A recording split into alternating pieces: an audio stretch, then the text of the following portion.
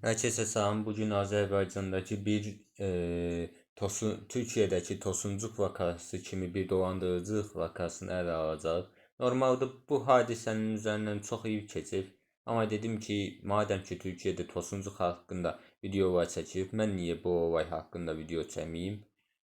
Ümumiyyətlə belə bir şey Azərbaycanda olmuşdur möhtəmələn və mən də onun videosunu çəkim dedim. Amma nəysə indi hadi detaylıca baxaq. Eğer isterseniz buraya koyduğum fotoğraftan görebilirsiniz olayın gerçek yüzünü. Yani burada fotoğraflardan dolayı bileceksiniz zaten gerçeği. Neyse indi bir baxaq. Kısaca olayı mən belə anlatayım. Bir tane şirket kurulmuş Azerbaycan'da. Bu şirketin adı yadımdan çıktı. Neyse zaten fotoğraftan görersiniz adını. Durdurup da okuyabilirsiniz daha yaxşı başa düşmək üçün. Olay budur ki, bu şirket güya indi güya ki bu şirket siz ona pul verirsiniz, bu da gedib qızıl alır. Qızılları satır ve pulunu sizə qaytarır. Özü də faizlə. Burası çox önemli bir nöqtə. Qızıl alır, sizin verdiğiniz pulla gedib qızıl alıb pulunu sizə verir. Üstəlik bir də faiz ekləyərik. Bu məsələyə sonra dönəcək. Amma sonradan birdən-birə bu şirket ortadan itir. Bəzi üyələri deyəsən tutuklanır. Yəni tutulur.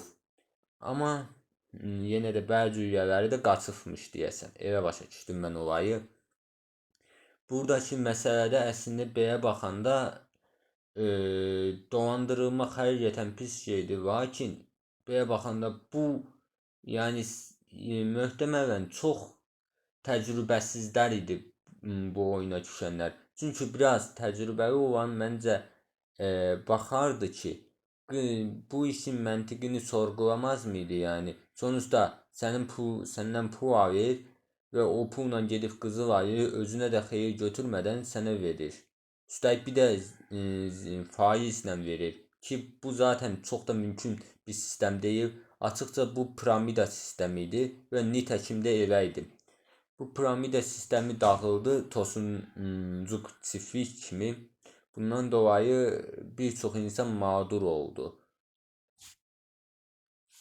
Kısacası olay bundan ibarət.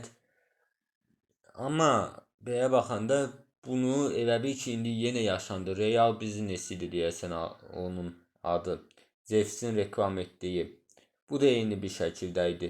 Allah'tan Real Business-ə yatırım etməmişim daha doğrusu. Neyse, kısacası piramida sistemlərindən uzaq durmaq üçün anladığım qədərilə çox araşdırma etməlisən və mümkün qədər əlindən gələn qədər inandırıcılara get. Məsələn, sənə birisi belə bir təkliflə gəlsə çox da inandırıcı gəlməməlidir əslində. Çünki çox da inandırıcı deyil yani. Nə də olsa faizlə ekstra bir də pulla sənə geri qayıdırlar. Bu bir dənə tacirin sənin malını alıb heç xeyir qazanmadan satması kimi bir şeydir. Yani çox imkansıza yaxın bir olaydı. Neyse, kısacası olay buydu. Ben de videosunu çekim demiştim.